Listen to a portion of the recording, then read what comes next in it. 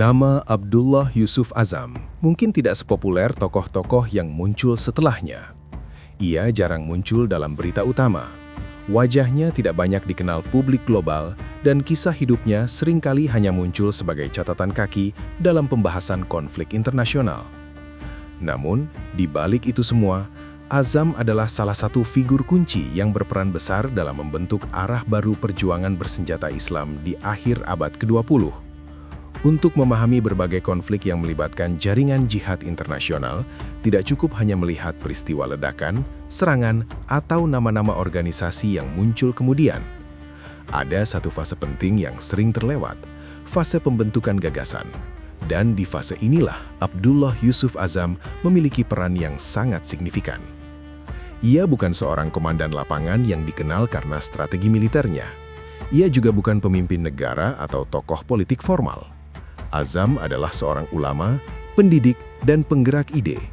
Perannya lebih banyak dimainkan melalui ceramah, tulisan, fatwa, dan jaringan personal yang ia bangun lintas negara. Dari ruang-ruang pengajian hingga medan konflik, gagasan-gagasannya menyebar dan mempengaruhi ribuan orang dari berbagai latar belakang. Dokumenter ini tidak bertujuan untuk menghakimi atau membenarkan. Fokus utama adalah memahami. Memahami bagaimana satu individu dengan latar pendidikan agama dan pengalaman hidup tertentu dapat menjadi penghubung antara konflik lokal dan gerakan lintas batas negara. Memahami bagaimana ide bisa bergerak lebih cepat dan lebih luas dibandingkan senjata. Perjalanan Abdullah Yusuf Azzam juga menunjukkan bagaimana konteks sejarah membentuk cara berpikir seseorang. Ia hidup di masa ketika dunia Islam mengalami kekalahan berulang, penjajahan, intervensi asing, dan krisis identitas. Situasi ini melahirkan berbagai respons, dari jalur diplomasi hingga perlawanan bersenjata. Azzam memilih jalannya sendiri yang kelak berdampak jauh melampaui niat awalnya. Melalui dokumenter ini, kita akan menelusuri perjalanan hidup Abdullah Yusuf Azzam secara bertahap, dari latar belakang kehidupannya, pendidikan dan pengaruh ideologis yang membentuknya, hingga perannya dalam konflik Afghanistan dan dampaknya terhadap arah gerakan jihad global. Setiap bagian akan disusun untuk memberikan gambaran yang utuh, kronologis, dan mudah dipahami. Cerita ini bukan hanya tentang satu orang. Ini adalah cerita tentang bagaimana ide lahir, berkembang, diperdebatkan, dan akhirnya diwariskan. Tentang bagaimana sebuah konflik regional bisa berubah menjadi gerakan internasional, dan tentang bagaimana sejarah tidak pernah berdiri sendiri, melainkan selalu terhubung dengan keputusan-keputusan manusia di dalamnya. Inilah kisah Abdullah Yusuf Azzam, sebuah nama yang mungkin jarang dibahas secara mendalam, tetapi jejaknya masih terasa hingga hari ini. Abdullah Yusuf Azzam lahir pada 14 November 1941 di Silat Al-Harithiyah, sebuah desa kecil di wilayah Palestina yang saat itu masih berada di bawah kekuasaan mandat Inggris. Desa ini terletak jauh dari pusat kota besar, dengan kehidupan masyarakat yang sederhana dan bergantung pada pertanian. Lingkungan sosialnya relatif homogen, diikat oleh hubungan kekerabatan, tradisi lokal, dan praktik keagamaan yang kuat. Dalam konteks inilah, Azzam menghabiskan masa kecilnya. Masa kelahirannya bertepatan dengan periode yang penuh ketegangan bagi Palestina. Situasi politik terus berubah, ditandai oleh meningkatnya konflik antara penduduk Arab Palestina, kekuatan kolonial Inggris, dan gerakan Zionis yang mendorong pembentukan negara Israel. Bagi masyarakat desa seperti Silat Al-Harithiyah, konflik ini tidak selalu hadir dalam bentuk pertempuran terbuka, tetapi terasa melalui ketidakpastian, pembatasan, dan kecemasan akan masa depan. Keluarga Azzam dikenal taat beragama. Sejak usia dini, ia dibesarkan dalam lingkungan yang menempatkan Islam sebagai pedoman utama kehidupan. Pendidikan agama diberikan secara informal melalui keluarga dan masjid setempat. Ia belajar membaca Al-Quran, memahami dasar-dasar fikih, serta mengikuti pengajian yang membahas kewajiban individu sebagai seorang muslim.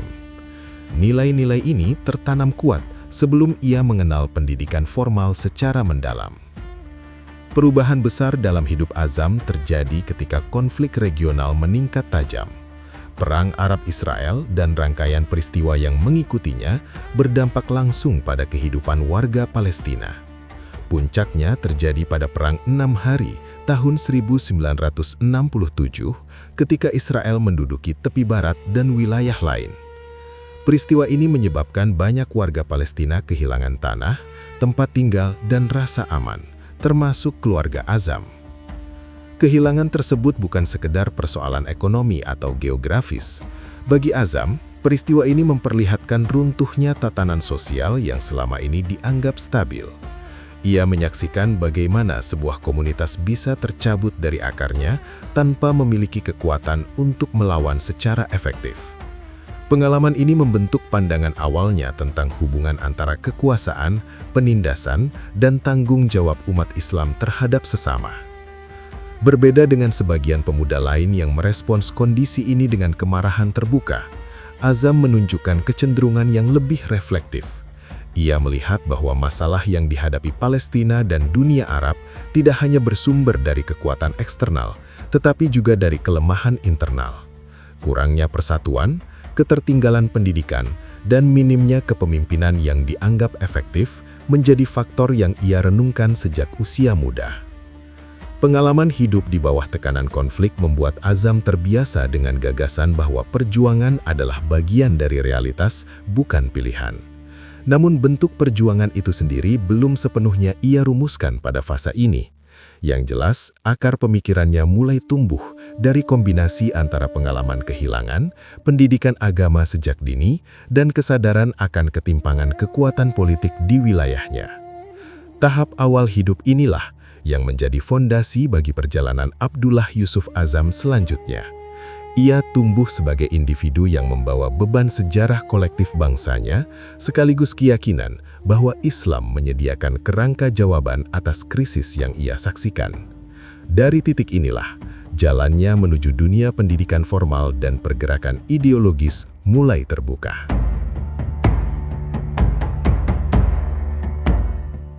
Memasuki masa dewasa, Abdullah Yusuf Azam mulai menempuh jalur yang ia yakini sebagai kunci perubahan, pendidikan. Setelah menyelesaikan pendidikan dasarnya di Palestina, ia melanjutkan studi ke luar negeri. Keputusan ini bukan sekadar langkah akademik, tetapi juga bentuk pencarian jawaban atas kegelisahan yang tumbuh sejak ia menyaksikan kehancuran tanah kelahirannya. Dunia kampus menjadi ruang baru baginya untuk memahami realitas umat Islam secara lebih luas. Azam menempuh pendidikan tinggi di Universitas Damaskus, Suriah. Disinilah ia mulai berinteraksi dengan berbagai gagasan politik dan keagamaan yang berkembang di dunia Arab pada pertengahan abad ke-20. Damaskus pada masa itu merupakan pusat pertemuan intelektual, tempat ide-ide nasionalisme Arab, sosialisme, dan Islamisme saling beradu pengaruh. Lingkungan ini memperluas cara pandang Azam, membuatnya melihat bahwa masalah umat Islam tidak hanya terjadi di Palestina, tetapi juga di banyak wilayah lain. Setelah itu, Azam melanjutkan pendidikannya ke Universitas Al-Azhar di Kairo, salah satu lembaga pendidikan Islam paling berpengaruh di dunia. Di Al-Azhar, ia mendalami ilmu syariah, usul fikih, dan pemikiran Islam klasik secara sistematis. Pendidikan formal ini memberinya legitimasi sebagai seorang ulama, bukan hanya aktivis atau pengamat sosial. Ia tidak lagi berbicara sebatas pengalaman personal, tetapi mulai menyusun argumen berbasis teks keagamaan dan metodologi ilmiah. Selama berada di Mesir, Azam semakin dekat dengan pemikiran Ikhwanul Muslimin. Gerakan ini menawarkan kerangka berpikir yang menggabungkan Islam sebagai sistem keyakinan sekaligus panduan sosial dan politik. Bagi Azam, Ikhwanul Muslimin memberikan jawaban atas kegelisahannya, bahwa Islam tidak hanya mengatur ibadah individu, tetapi juga harus hadir dalam upaya membangun masyarakat yang kuat dan mandiri. Pengaruh Ikhwanul Muslimin terlihat jelas dalam cara Azam memahami peran umat Islam. Ia mulai melihat dakwah sebagai aktivitas yang tidak terpisah dari realitas politik dan konflik. Pendidikan, menurutnya, harus melahirkan kesadaran, dan kesadaran harus berujung pada tindakan nyata. Pandangan ini membedakannya dari ulama yang memilih jalur akademik murni atau fokus pada ritual semata. Pada fase ini juga, Azam mulai aktif mengajar dan berdakwah. Ia dikenal sebagai pembicara yang lugas dan mudah dipahami, mampu menjembatani teks-teks agama dengan persoalan nyata yang dihadapi umat.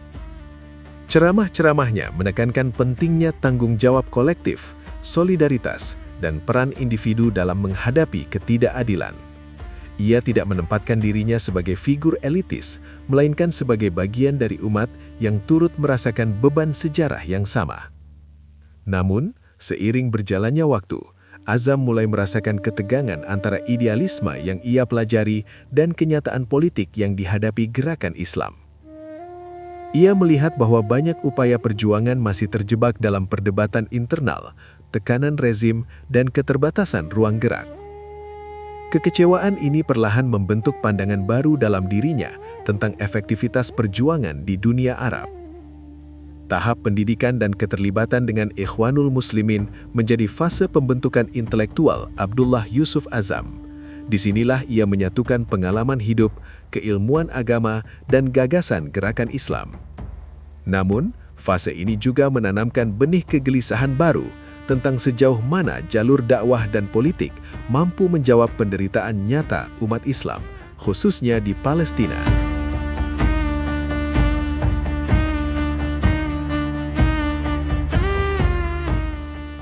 Memasuki fase berikutnya dalam hidupnya, Abdullah Yusuf Azam mulai berhadapan dengan realitas yang jauh dari harapan.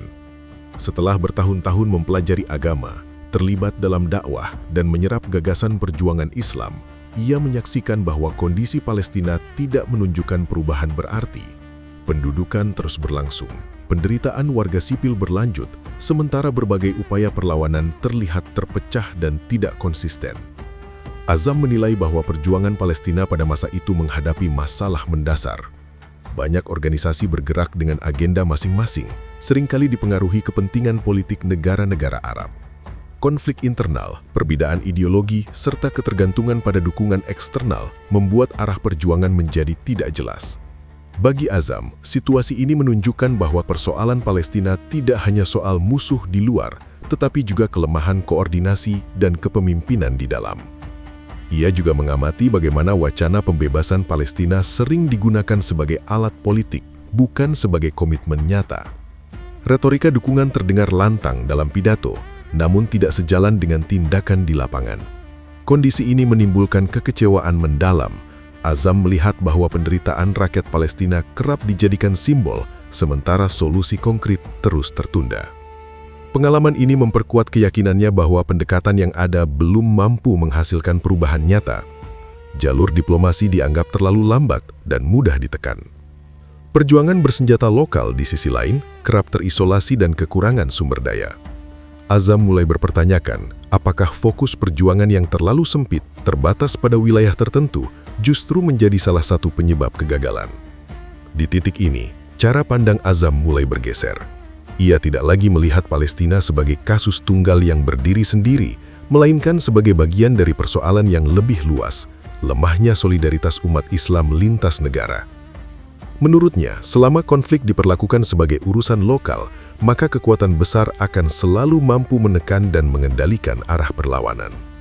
Kekecewaan ini bukan membuat Azam menarik diri, tetapi justru mendorongnya mencari medan lain yang menurutnya lebih memungkinkan untuk membangun persatuan dan momentum. Ia mulai memperhatikan konflik-konflik lain di dunia Muslim yang memiliki karakter berbeda, terutama konflik yang melibatkan kekuatan besar non-Muslim secara langsung dan terbuka. Dalam pandangan Azam, perjuangan di Palestina telah terjebak dalam kebuntuan struktural. Banyak pengorbanan telah diberikan tetapi hasilnya tidak sebanding. Situasi ini menimbulkan pertanyaan mendasar dalam dirinya, apakah perubahan harus dimulai dari tempat lain dengan model perjuangan yang berbeda untuk kemudian kembali memperkuat Palestina di masa depan? Fase kekecewaan ini menjadi titik transisi penting. Ia menandai pergeseran dari fokus lokal menuju perspektif yang lebih luas. Bagi Azam, kegagalan bukan akhir, melainkan sinyal bahwa strategi perlu diubah. Dari sinilah, ia mulai melihat konflik lain sebagai peluang untuk membangun pengalaman, jaringan, dan kekuatan yang selama ini tidak berhasil diwujudkan di tanah kelahirannya. Ini menunjukkan bahwa perubahan arah Abdullah Yusuf Azzam bukan lahir dari ambisi pribadi semata, melainkan dari evaluasi panjang terhadap kegagalan yang ia saksikan sendiri. Kekecewaan pada perjuangan Palestina menjadi pemicu utama yang mendorongnya melangkah ke panggung konflik internasional berikutnya, sebuah panggung yang kelak mengubah peran dan pengaruhnya secara drastis.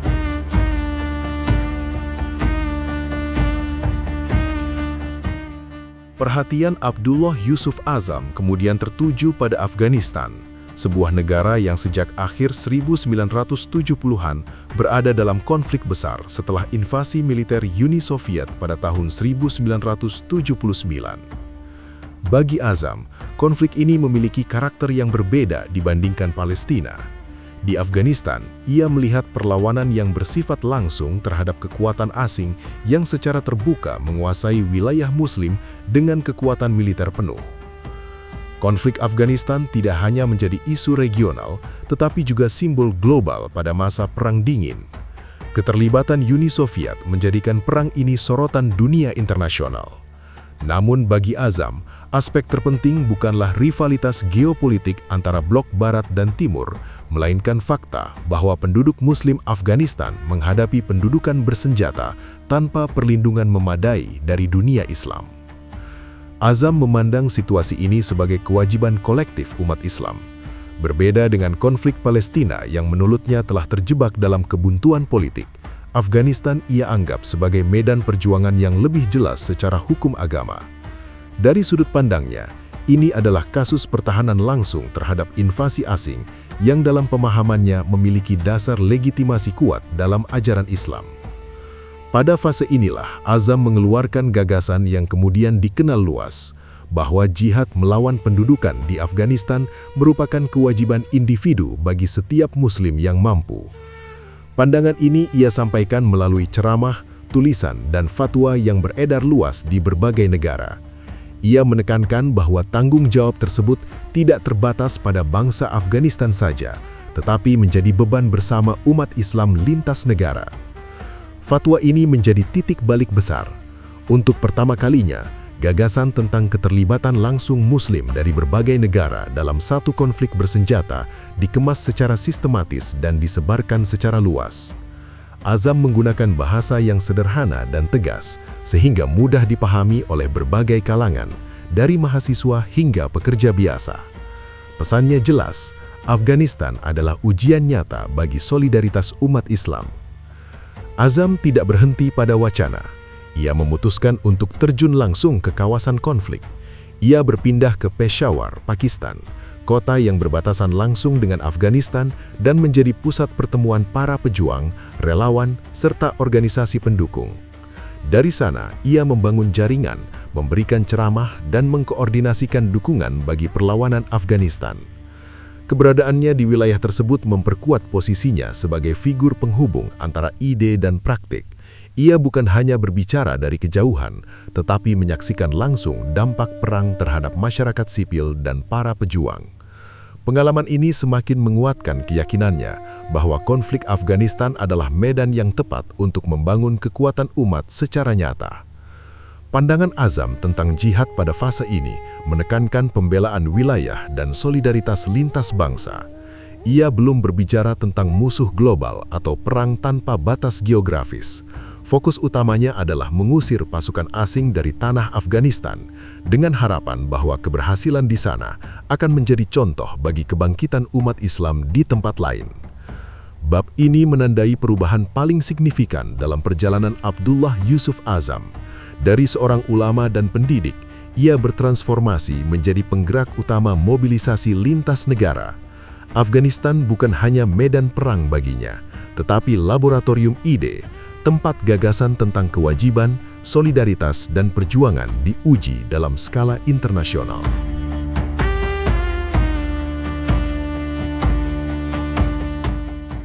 Keterlibatan Abdullah Yusuf Azzam di wilayah perbatasan Pakistan-Afghanistan membawa konsekuensi baru.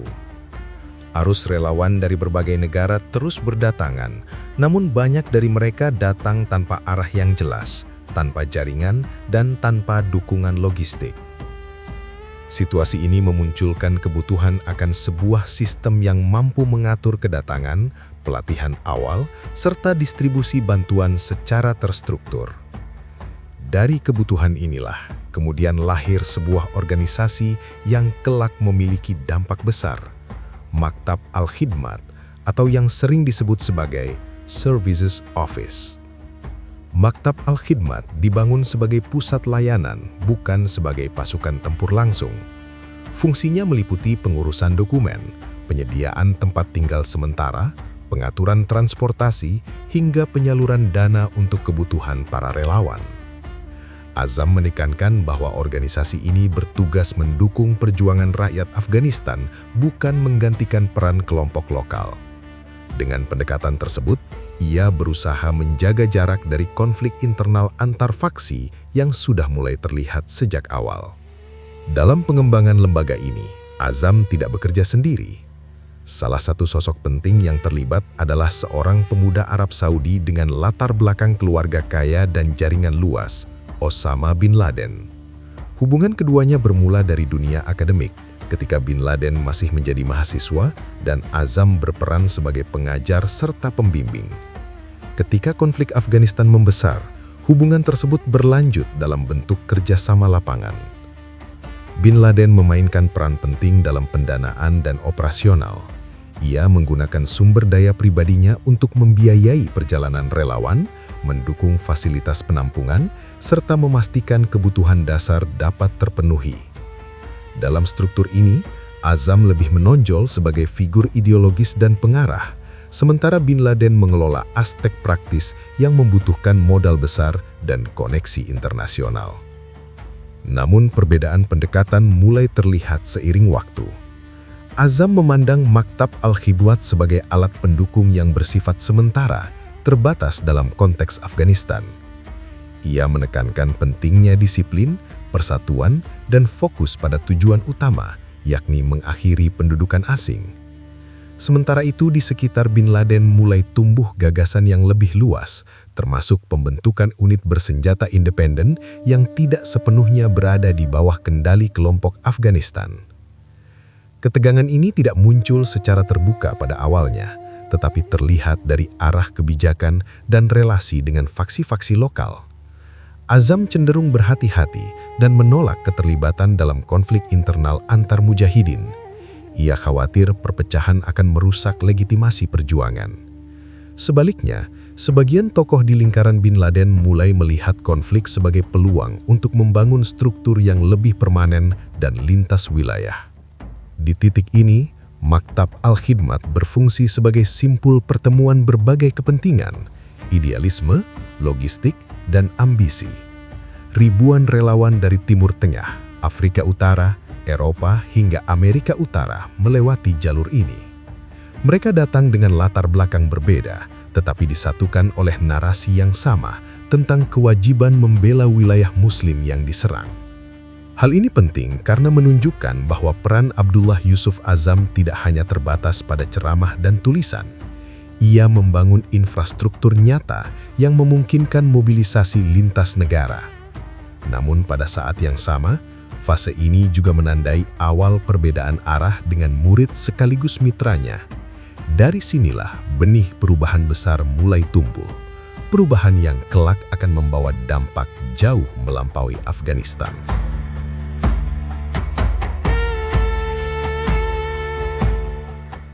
Memasuki akhir dekade 1980-an, gagasan Abdullah Yusuf Azam mengalami perluasan makna. Perang di Afghanistan mulai mendekati fase akhir setelah pasukan Uni Soviet menarik diri. Bagi banyak orang, ini adalah tanda keberhasilan. Namun bagi Azam, kemenangan tersebut justru memunculkan pertanyaan baru. Kemana arah perjuangan selanjutnya harus dibawa? Pada tahap ini, pemikiran Azam tentang perjuangan bersenjata tidak lagi berhenti pada satu wilayah. Ia mulai memandang konflik di berbagai negara Muslim sebagai bagian dari rangkaian masalah yang saling terhubung. Bosnia, Kashmir, Filipina Selatan, hingga Palestina ia sebut sebagai contoh wilayah yang menurutnya mengalami tekanan serupa. Dari sinilah muncul gagasan bahwa pengalaman Afghanistan dapat menjadi model, bukan untuk ditiru secara mentah, tetapi sebagai bukti bahwa mobilisasi lintas negara dapat diwujudkan. Meski demikian, penting dicatat bahwa perluasan pandangan ini tidak serta-merta berarti dukungan terhadap kekerasan tanpa batas. Azam tetap menekankan batasan tertentu. Ia menolak praktik saling mengkafirkan sesama Muslim, termasuk terhadap pemerintah di negara-negara Muslim. Baginya, perpecahan internal adalah ancaman yang lebih berbahaya daripada musuh eksternal. Sikap ini membuatnya berbeda pandangan dengan kelompok-kelompok yang mulai mendorong agenda konfrontasi terhadap rezim Muslim yang dianggap tidak sejalan dengan ideologi mereka. Disinilah jarak antara Azam dan sebahagian tokoh di sekeliling Osama bin Laden semakin terlihat.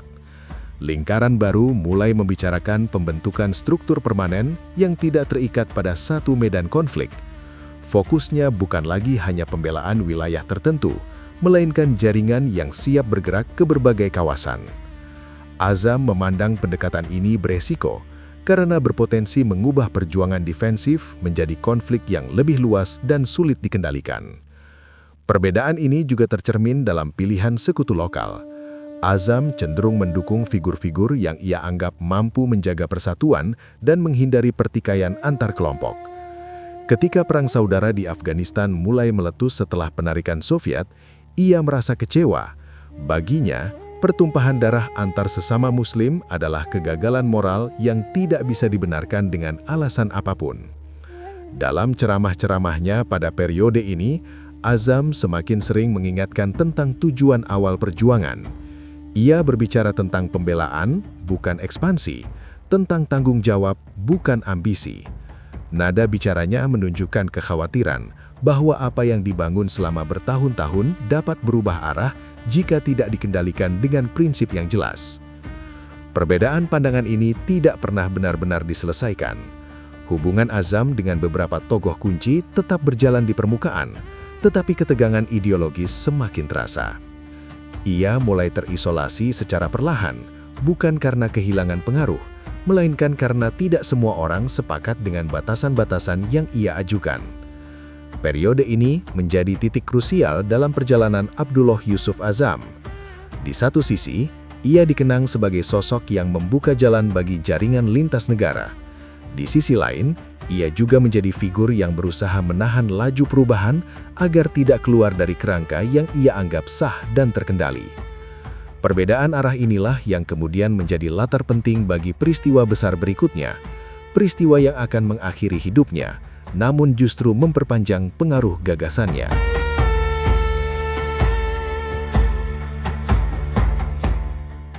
Menjelang akhir tahun 1989, posisi Abdullah Yusuf Azam berada dalam situasi yang semakin rumit.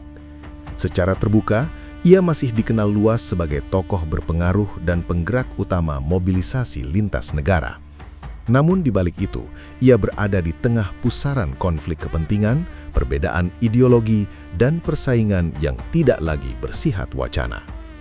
Lingkungan tempat ia beraktivitas, khususnya di Peshawar, telah berubah menjadi ruang yang penuh kecurigaan dan tekanan.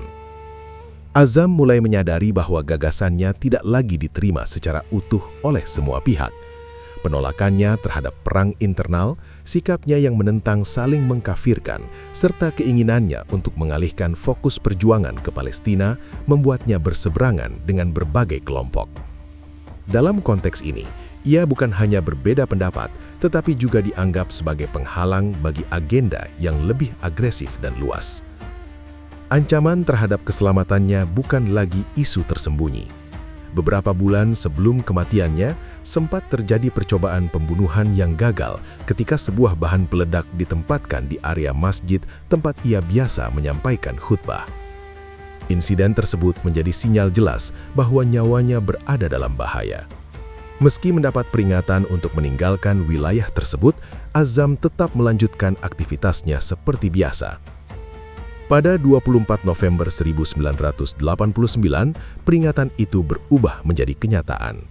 Saat dalam perjalanan menuju masjid untuk sholat Jumat bersama dua putranya, sebuah bom mobil meledak di jalan sempit di Peshawar. Ledakan itu mengakhiri hidup Abdullah Yusuf Azzam seketika bersama anak-anaknya. Peristiwa tersebut mengguncangkan jaringan yang selama ini ia bangun, sekaligus menandai berakhirnya satu fase penting dalam sejarah gerakan bersenjata lintas negara. Namun kematiannya justru membuka babak baru yang dipenuhi tanda tanya. Tidak ada klaim tanggung jawab yang jelas. Penyelidikan resmi tidak pernah menghasilkan kesimpulan final yang dapat diterima secara luas. Sejak saat itu, berbagai spekulasi bermunculan, masing-masing mencerminkan kompleksitas situasi pada masa itu. Sebagian pihak menuding kelompok bersenjata rival di Afghanistan yang merasa terancam oleh sikap Azzam yang menolak konflik internal. Ada pula yang mencurigai kelompok-kelompok yang tidak sejalan dengan rencananya untuk memprioritaskan Palestina. Nama-nama aktor negara asing juga kerap disebut, mengingat konteks geopolitik yang melibatkan banyak kepentingan intelijen. Bahkan, ada tuduhan yang mengarah ke lingkaran terdekatnya sendiri, meski tidak pernah dibuktikan secara meyakinkan. Yang jelas, kematian Azzam menciptakan kekosongan besar. Tidak ada figur lain yang mampu menggantikan posisinya sebagai penghubung antara ideologi, legitimasi keagamaan, dan jaringan praktis lintas negara dengan pendekatan yang relatif terkontrol. Setelah ia tiada, batasan-batasan yang selama ini ia jaga perlahan menghilang. Banyak pengamat menilai bahwa wafatnya Azzam bukan sekedar kehilangan seorang individu, melainkan hilangnya penyeimbang. Ia adalah figur yang, meskipun keras dalam keyakinan, masih berusaha menetapkan garis pembatas. Ketika garis itu lenyap, arah gerakan berubah semakin jauh dari konsep awal yang ia suarakan. Hal ini menutup perjalanan hidup Abdullah Yusuf Azzam dengan sebuah ironi. Sosok yang menghabiskan hidupnya untuk membangun jaringan dan menyatukan berbagai pihak, justru berakhir dalam situasi yang penuh perpecahan dan misteri. Hingga hari ini, pertanyaan tentang siapa yang bertanggung jawab atas kematiannya masih menjadi perdebatan, sebuah tanda bahwa pengaruhnya tidak pernah benar-benar berhenti, bahkan setelah nyawanya direnggut.